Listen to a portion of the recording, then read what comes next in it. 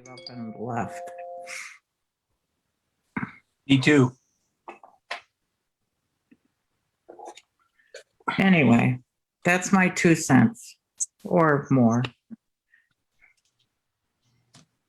The audio was good. No, it wasn't. The audio, Sandy, you're shaking your head. You agree with me. The audio went in and out and in and out. I mean, I didn't hear a full response from anybody.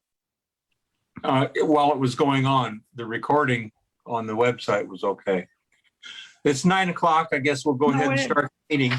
David, no, the Yeah. recording is exactly what we saw on Facebook. It's like I said, it's headache worthy. I'm sorry. I watched it and I could hear it fine.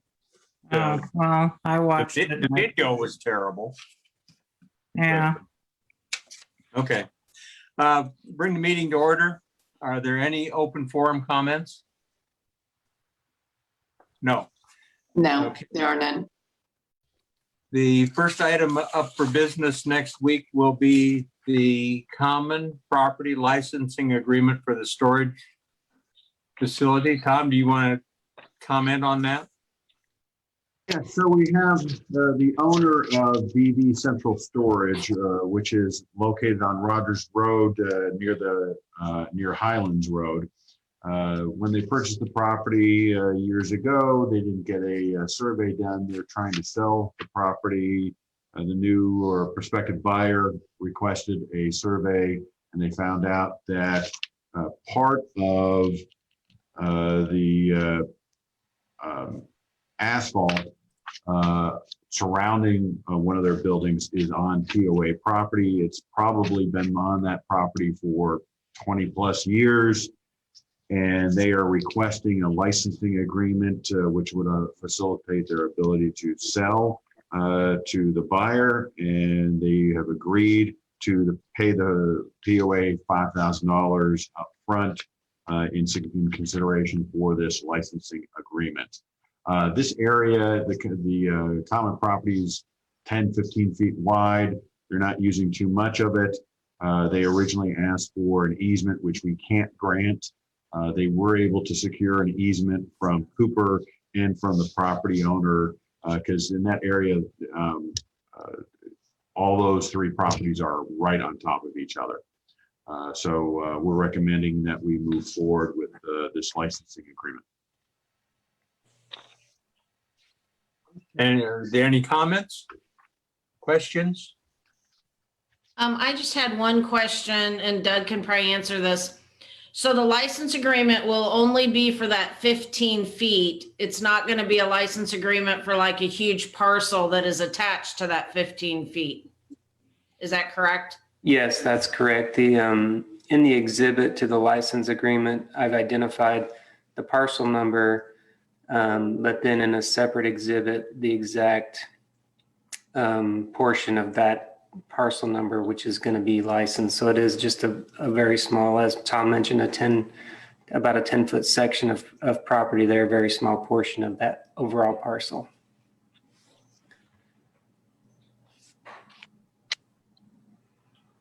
Okay.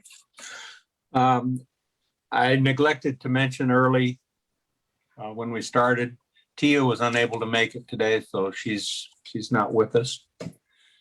The next item up for consideration on Thursday is policy 8.03, process and documentation required to support a request for the use of common property as a result of a septic system leach field failure. So that pretty well spells it out. Something that happens occasionally, but not too often. And when it happens, it's kind of a catastrophe for the homeowners. But these are the policy changes, the fees spelled out that will be requested. And in the packet is included the various paperwork that the homeowner will have to complete and get approved before this can even be considered. So it's kind of a headache. Any comments or questions?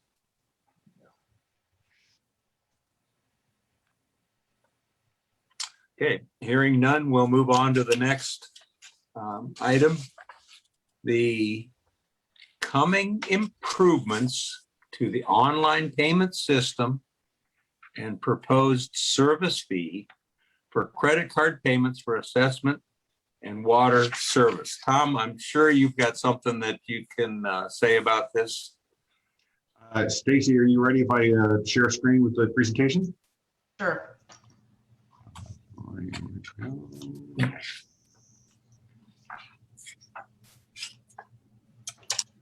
So a lot of this is a recap from what we talked about last week as well, but we wanted to go through it again. As you guys know, we are switching from Our Best Bank to Regions Bank. That was a business decision that was made. And with that comes an integrated payment portal, which is something that we've been hearing about for a long time from our members. With that, we will have one login to pay both water and assessment bills from the same location. You log in and you'll pay your bills. We will be able to, or the member will be able to set up reoccurring payments or make prepayments. They can do all of that online themselves. They will no longer be sending paperwork into accounting to have their ACHs set up or changed or anything like this. It's all online. They'll have access to that. There'll be they can set up multiple payment types on the payment portal, and they'll also be able to go in and see their prior payments. We're also going to work towards them being able to see their prior invoices, and we talked about that a little bit last week, but that will kind of be a step 2. That's pretty complicated to get those off our site right now and onto the Regions site, but they will be able to see their historical payments for sure when this goes live. And then the last thing is they'll be able to pay from their phone. So we'll be able to put the Regions mobile payment process on the Bella Vista app so that you'll be able to access that information from your phone. So a lot of great improvements that the members have been asking for. In addition, Pci Compliance, which is huge for Doug, is going to be sitting on Regions Bank versus here. So we will no longer have access to our members' bank accounts and credit card information. All of that will be stored at Regions. And again, it provides the member options. They can pay with ACH, credit card, or debit card based on whatever they choose to do. So with that, obviously comes a cost. You pay for your technology. In 2020, our credit card fees were $84,000 for just water and assessments. Our credit and debit cards are processed obviously through a merchant fee, and it's really based on the type of card it is. And right now we are paying for all of that. The water department charges $1.25 to use their web portal, and we'll be able to get rid of that, pushing that through the Regions site. And then the ACH fees are currently paid by the POA. And they're set up in POA accounting. We'll no longer be setting those up in accounting, but my proposal is that the POA continue to pay those fees.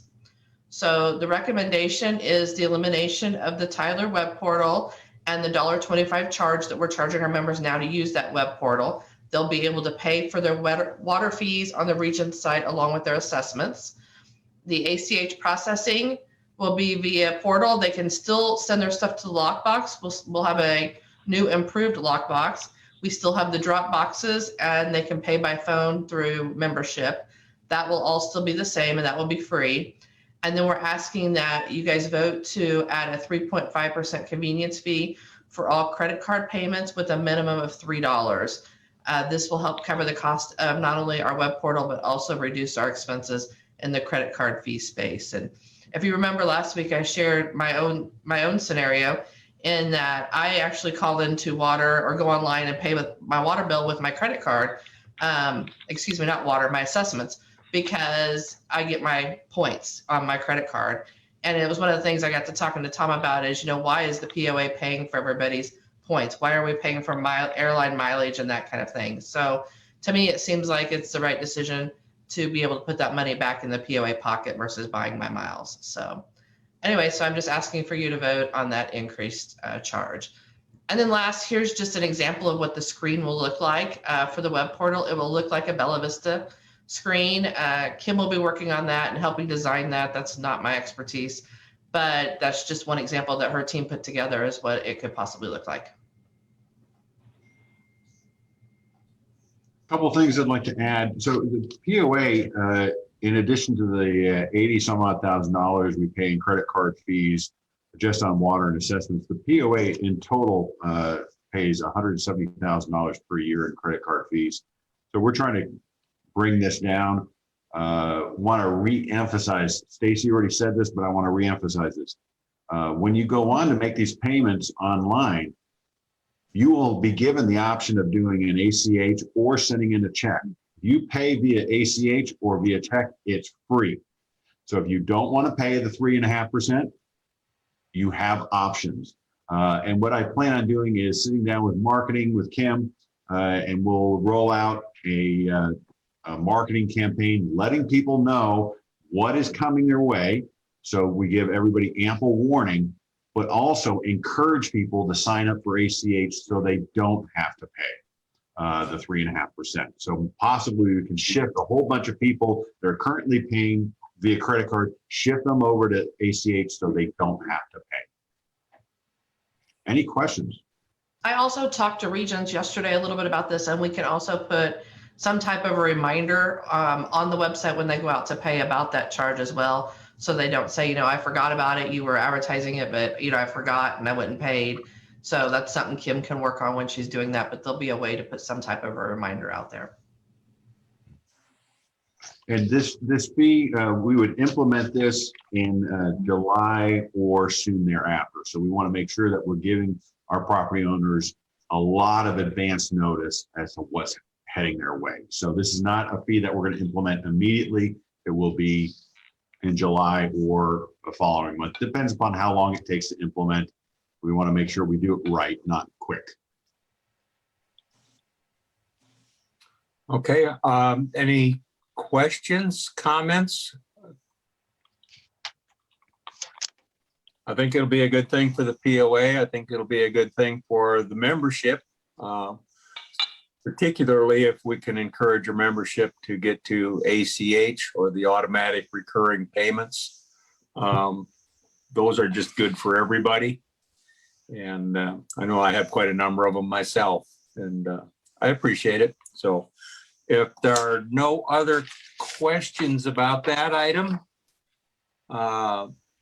the other item that we'll be voting on next Thursday is we have a nomination for a re-up, another 3-year term for a member of the Golf Committee, Mark Deal.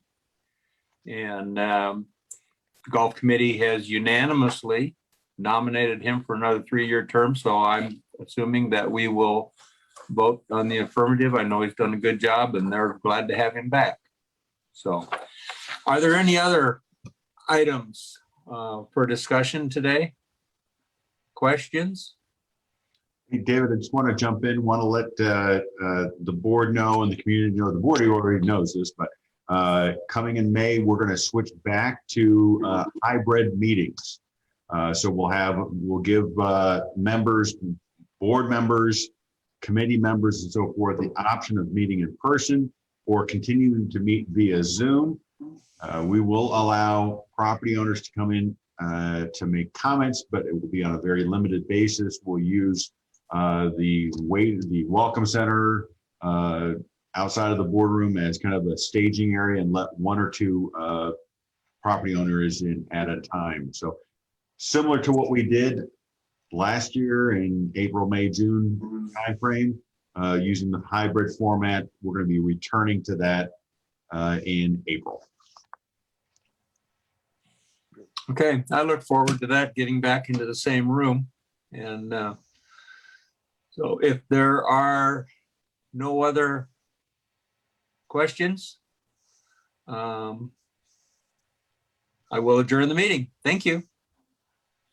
Have a good morning. Thank you.